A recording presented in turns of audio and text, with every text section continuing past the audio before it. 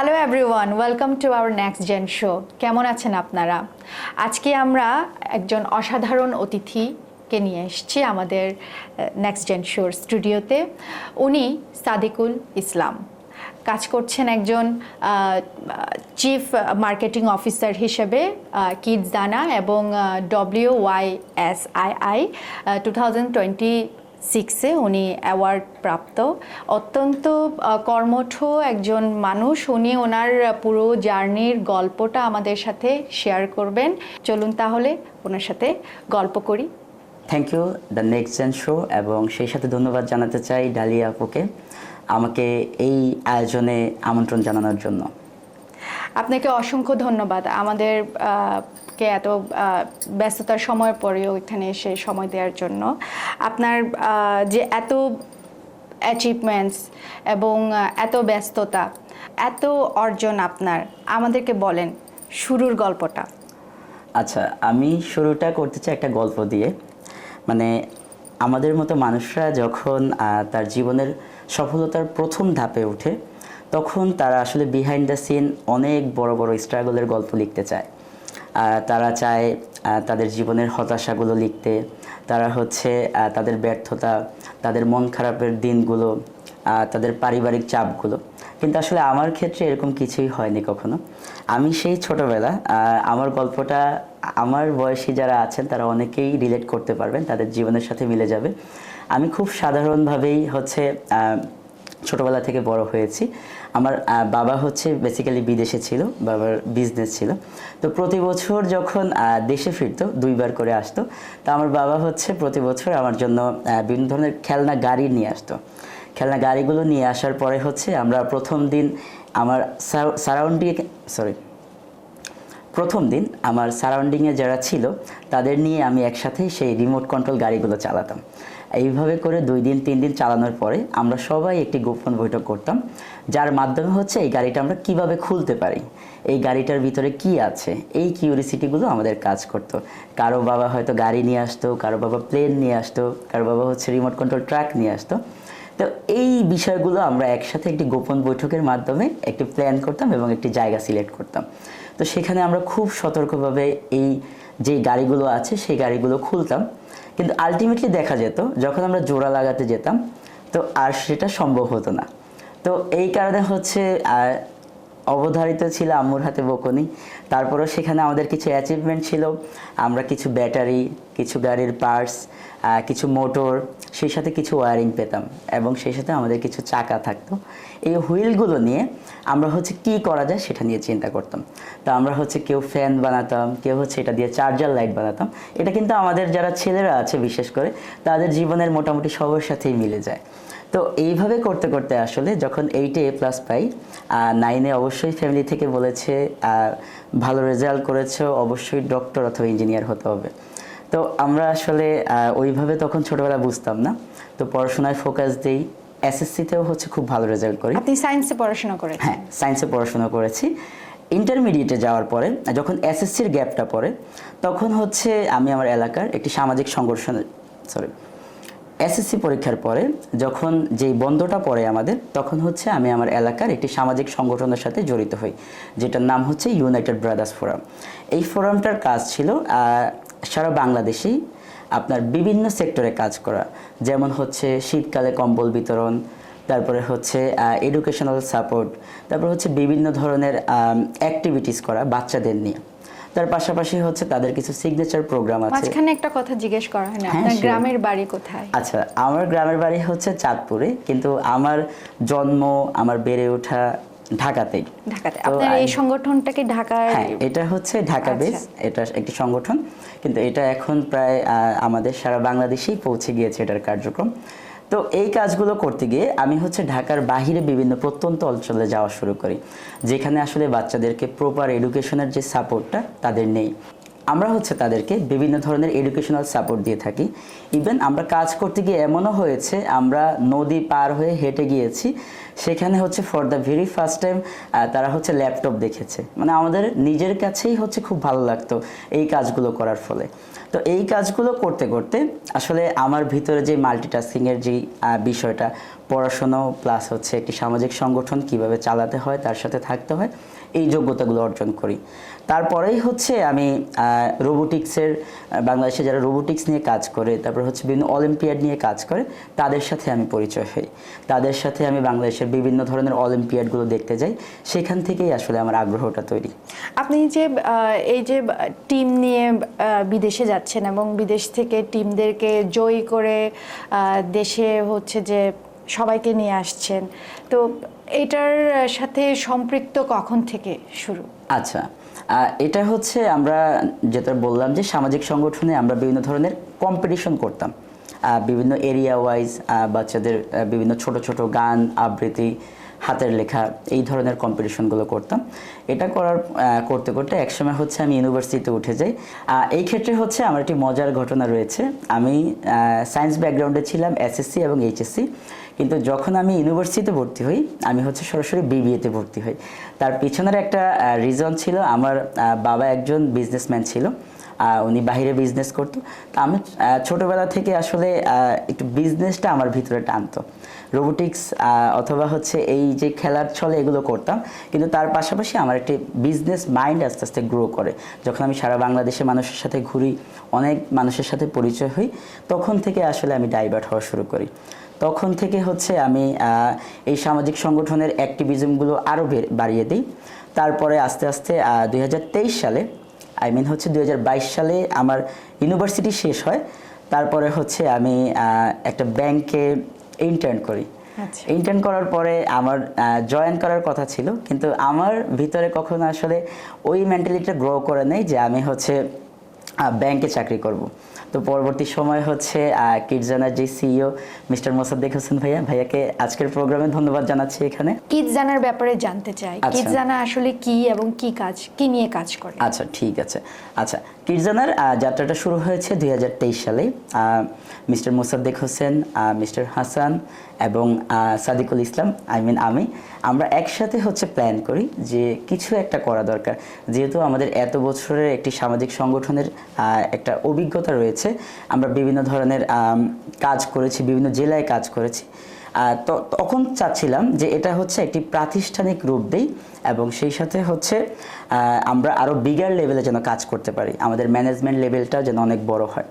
তো সেইখানে আসলে কাজ করতে গিয়ে আমরা হচ্ছে তৎকালীন ন্যাশনাল স্টেম অলিম্পিয়াড হয়েছিল, হয়তো আপনি জেনে থাকবেন। তৎকালীন শিক্ষামন্ত্রী ডক্টর দীপুমণি সেটা সরাসরি নিজে রান করিয়েছিলেন, আমরা হচ্ছে তার ইভেন্ট পার্টনার হিসেবে ছিলাম। তারপরে হচ্ছে আমাদের যাত্রাটা আসলে চলতে থাকে। আমরা চাচ্ছিলাম যে বাচ্চাদেরকে আসলে আফটার স্কুল যে কারিকুলামগুলো আছে এগুলো নিয়ে কাজ করতে।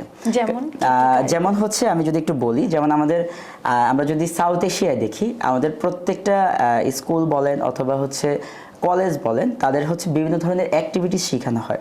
আমরা বাংলাদেশ কিন্তু এই কারণেই এত বেশি পিছিয়ে আছি, আমাদের কোনো ধরনের সফট স্কিল নাই। তো এখানে হচ্ছে আমরা বেশ কয়েকটা বিষয় এখানে নিয়ে এসেছি। সফট স্কিলগুলোতে কি কি থাকে? আচ্ছা, সফট স্কিলের মধ্যে হচ্ছে এখানে আমাদের প্রিমিয়ার টেফেল ইংলিশ আছে, রোবোটিক্স আছে, আইটি আছে, আইসিটি আছে এবং সেই সাথে বর্তমান সময়ে বাংলাদেশে খুবই জনপ্রিয় একটি মেথড রয়েছে, ব্রেন ডেভেলপমেন্ট ম্যাথ, অ্যাবাকাস, যেটা হচ্ছে আমরা কাউন্টিং বলি, বাচ্চারা যার মাধ্যমে হচ্ছে খুব দ্রুত কাউন্ট করতে পারে নির্ভুলভাবে। এটা নিয়ে আমরা কাজ করছি। তো আমরা হচ্ছে আমাদের এই মুহূর্তে 2টি সেন্টার রয়েছে, আমরা 2টি সেন্টারে বাচ্চাদেরকে এই সাপোর্টগুলো দিয়ে রাখছি এবং সেই সাথে আমরা বিভিন্ন প্রতিষ্ঠানগুলোতে যাচ্ছি এবং প্রতিষ্ঠানগুলোকে আমরা বিভিন্ন ধরনের ফ্রি সেমিনার এবং ওয়ার্কশপ করাচ্ছি।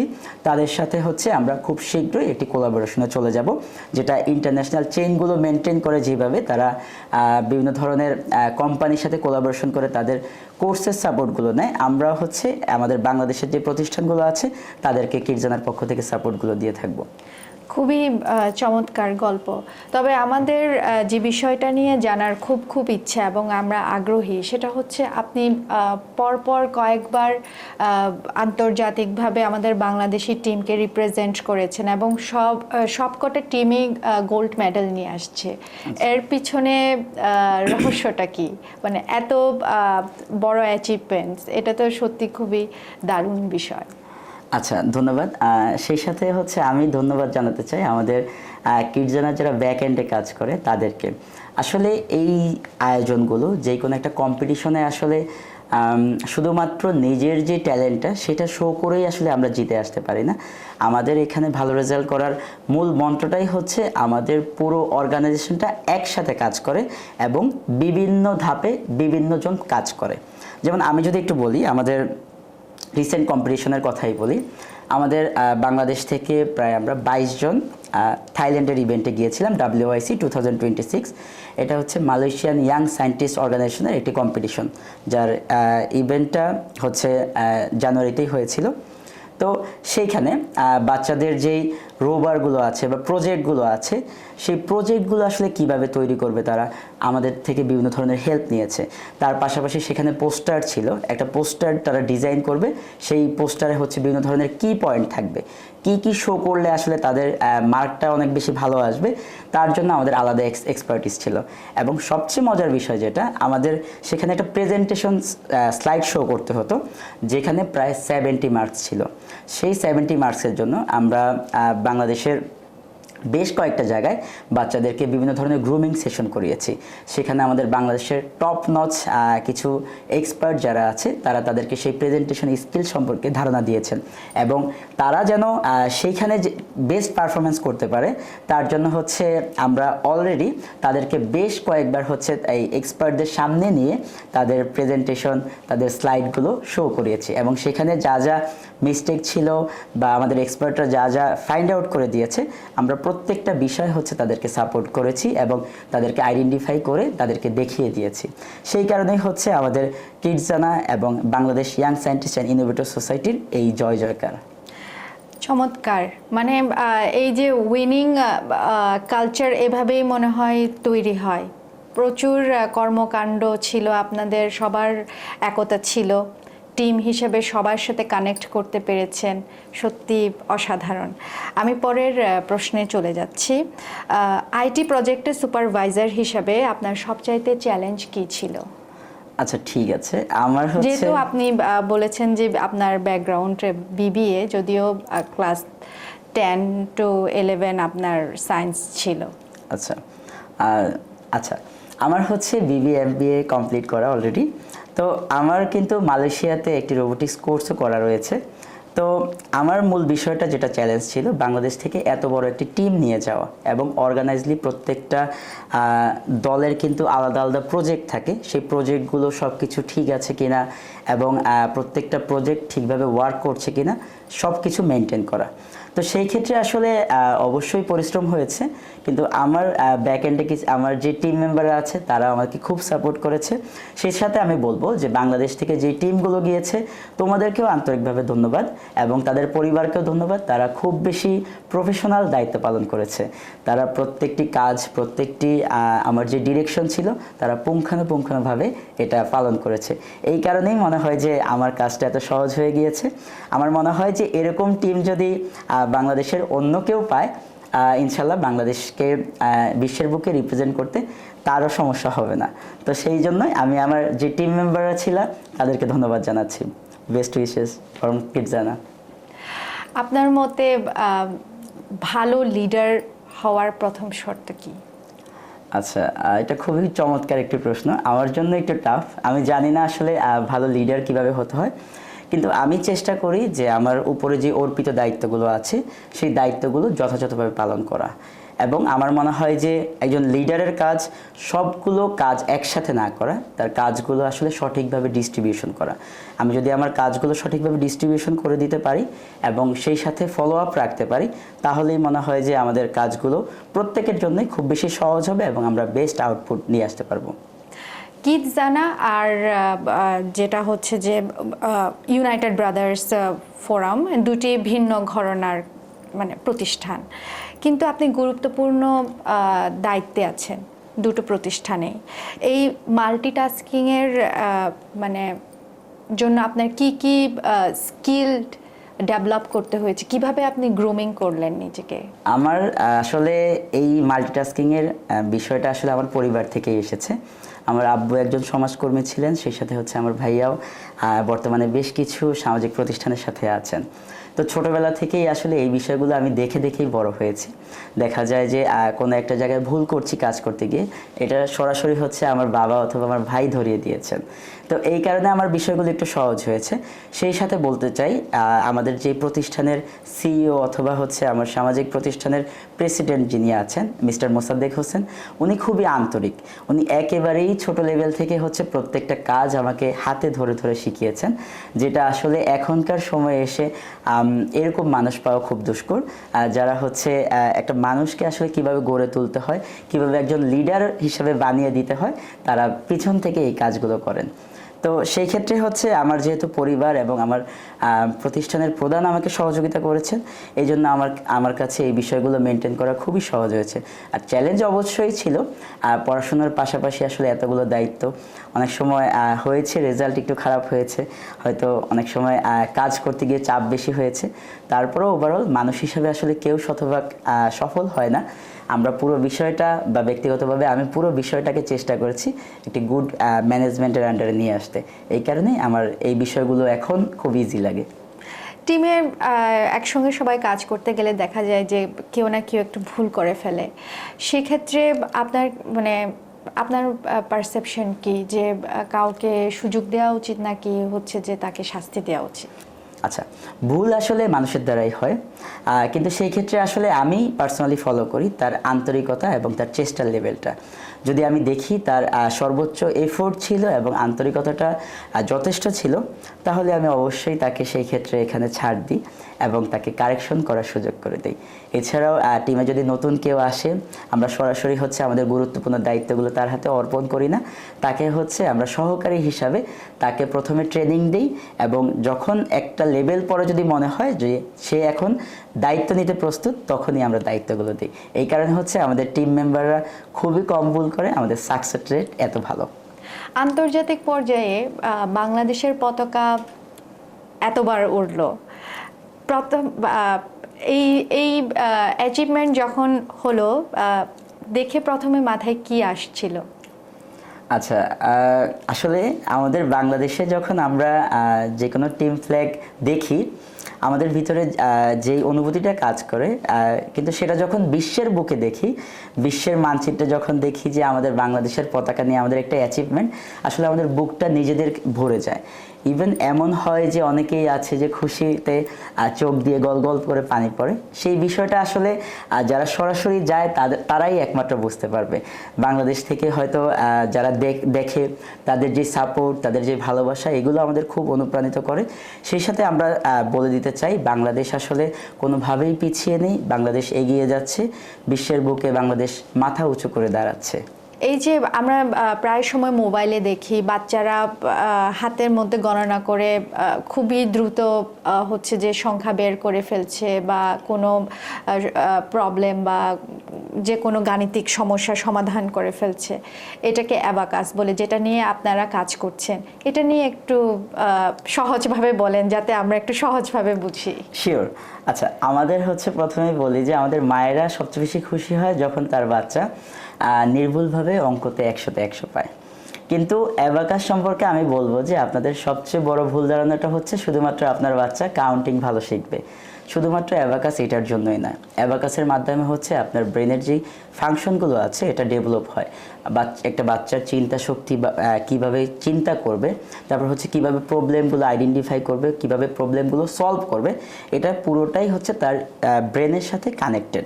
তো অ্যাবাকাসটা মূলত হচ্ছে আমরা বুঝি যে কাউন্টিং, কিন্তু শুধুমাত্র কাউন্টিংয়ে না, আমাদের অ্যাবাকাসের বেশ কিছু বিষয় আছে, যেমন অ্যাবাকাসের ডিভাইস থাকে, তারপর হচ্ছে অ্যাবাকাসের সরি ওইটার নামটা কি জানো, আমার তো এই মুহূর্তে খেয়াল আসতেছে না, ওটা ভুল বললে তো আবার ঝামেলা হবে। একটা বার থাকে আর কি, ওইটা কি যেন বলে আমার। আচ্ছা ঠিক আছে, শিওর। আচ্ছা, অ্যাবাকাসের হচ্ছে বেশ কিছু বিষয় থাকে, সেখানে হচ্ছে বাচ্চারা কিভাবে গণনা করবে, গুণ ভাগ, এবং হচ্ছে কিভাবে প্রবলেমগুলো আইডেন্টিফাই করবে।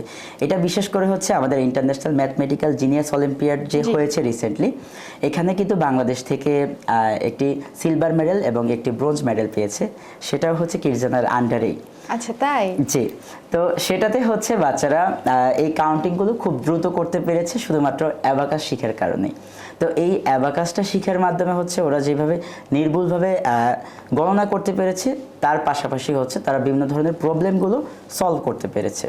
তা আমার মনে হয় যে আপনারা যারা গার্ডিয়ানরা রয়েছেন, শুধুমাত্র অঙ্কতে 100তে 100 আপনারা এই বিষয়টা নিয়েই খুশি হবেন না, তার পাশাপাশি কিন্তু আপনার বাচ্চারা বিভিন্ন ধরনের প্রবলেম আইডেন্টিফাই প্লাস হচ্ছে কীভাবে সলভ করতে হয় এই বিষয়টাও শিখছে।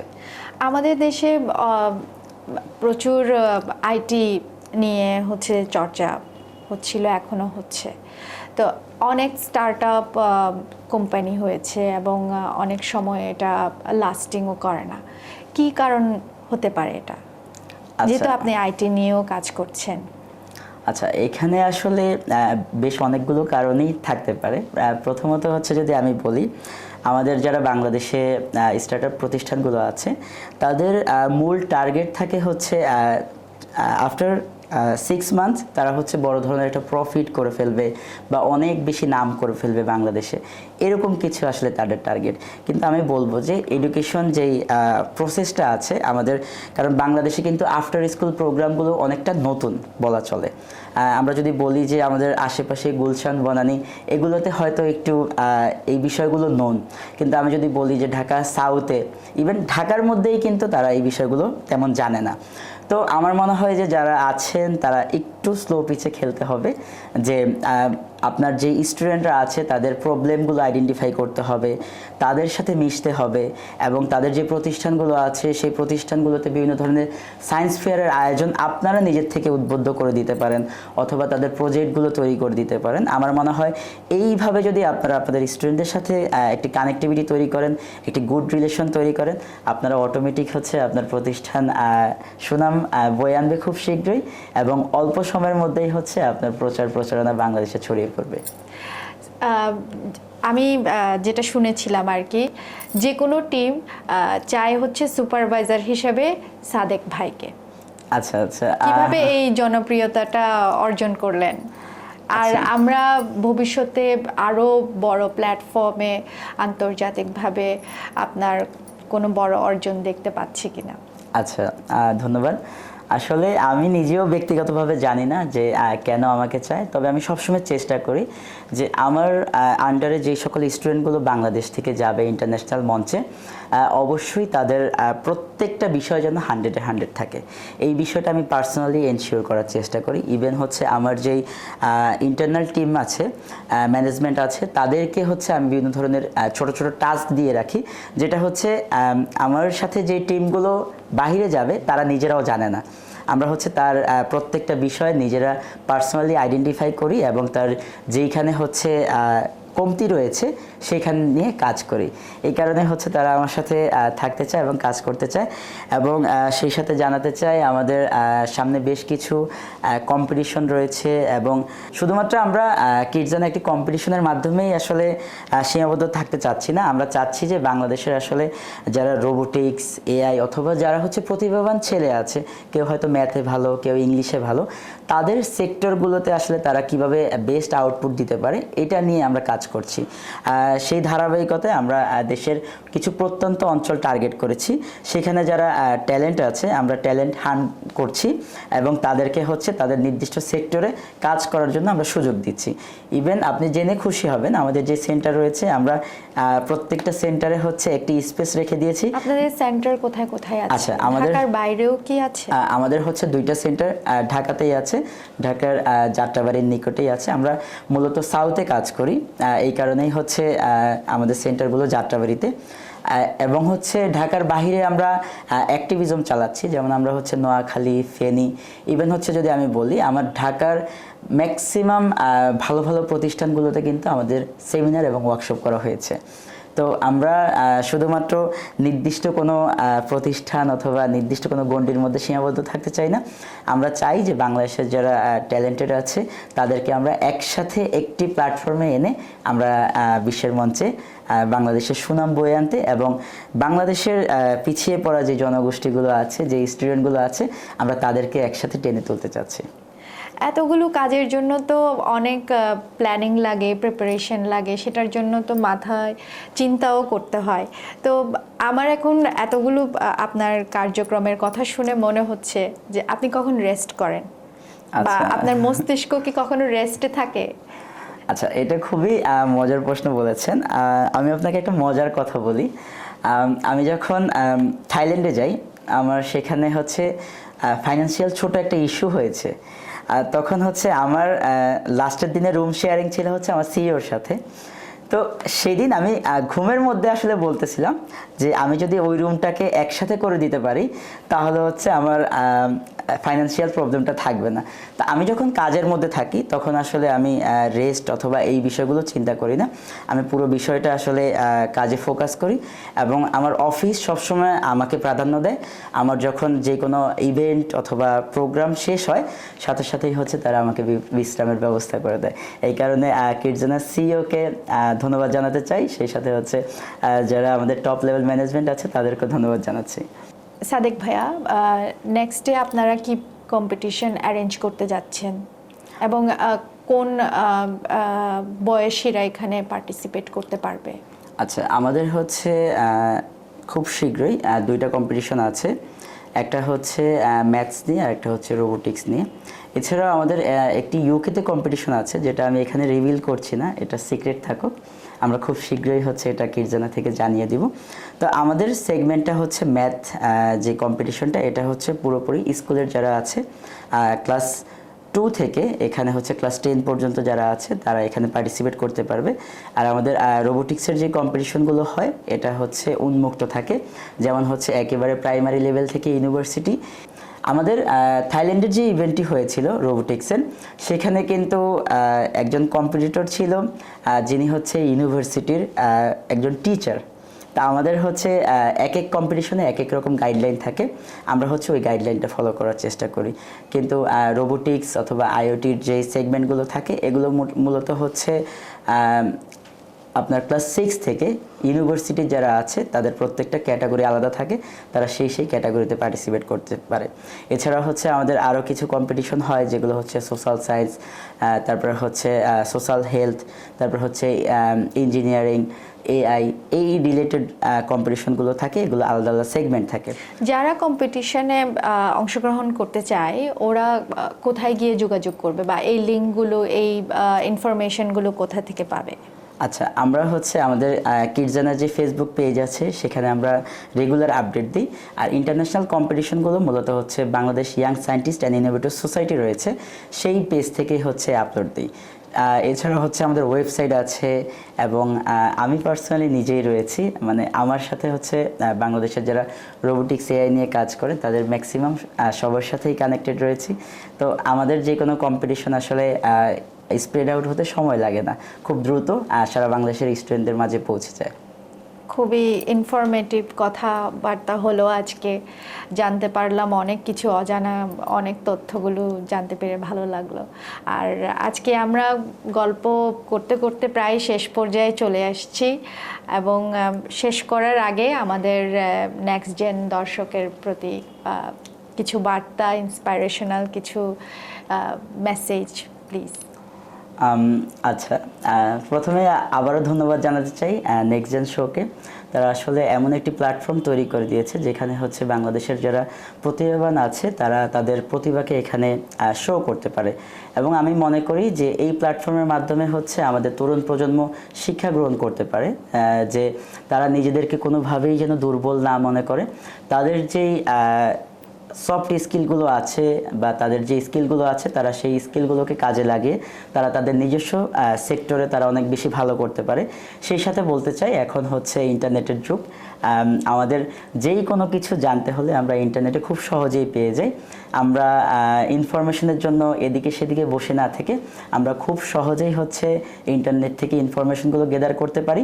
এবং সেই সাথে আমি বলবো যে আমাদের যারা এক্সপার্টিস রয়েছে তাদের সাথে একটি ভালো সম্পর্ক তৈরি করা, এর মাধ্যমে হচ্ছে আমরা স্ব বিষয়ে আরও বেশি ডেপথ নলেজ নিজেরা আহরণ করতে পারবো। ধন্যবাদ। ধন্যবাদ। কথা বলছিলাম সাদেকুল ইসলাম, যিনি অত্যন্ত প্রতিভাবান এবং আমার দৃষ্টিতে উনি একজন সুপার লিডার, কারণ একজন দক্ষ লিডারই পারে টিমের কাছ থেকে অসাধারণ কিছু এটাকে কি বলবো সাফল্য আনতে। তো উনি যে কথাগুলো বললেন যে কিডজানা এবং আরেকটা টিমের কথা বলছিলেন বাইসিস, বাংলাদেশ বাইসিস বলতে হবে, বাইসিস, এই ফেসবুক পেজগুলোতে আপনারা দেখতে পাবেন প্রতিযোগিতামূলক যেসব তথ্যগুলো থাকে ওগুলো আপনারা সার্চ করতে পারবেন এবং অংশগ্রহণ করতে পারবেন। হ্যাঁ, এবং তাদের নিয়মিত যে কোর্সেসগুলো রয়েছে আফটার স্কুল প্রোগ্রামের, এগুলো হচ্ছে আপনি তাদের সাথে যোগাযোগ করে করতে পারবেন। ঠিক আছে। ওনাদের যে কিডজানার যে কোর্সেসগুলো ওনারা অফার করছেন সবাই দেখতে পারবেন, জানতে পারবেন ওনারা কি শেখাচ্ছেন, এবং যাদের শেখার ইচ্ছুক ওনারা সহজে ওনাদের সাথে যোগাযোগ করতে পারবেন। আজকে আমাদের প্রোগ্রাম এতটুকুই। সবাই ভালো থাকবেন এবং আগামী প্রোগ্রাম দেখার জন্য আমন্ত্রণ জানিয়ে এখানেই শেষ করছি। তার আগে আমাদেরকে লাইক, কমেন্ট, সাবস্ক্রাইব করতে ভুলবেন না। ধন্যবাদ।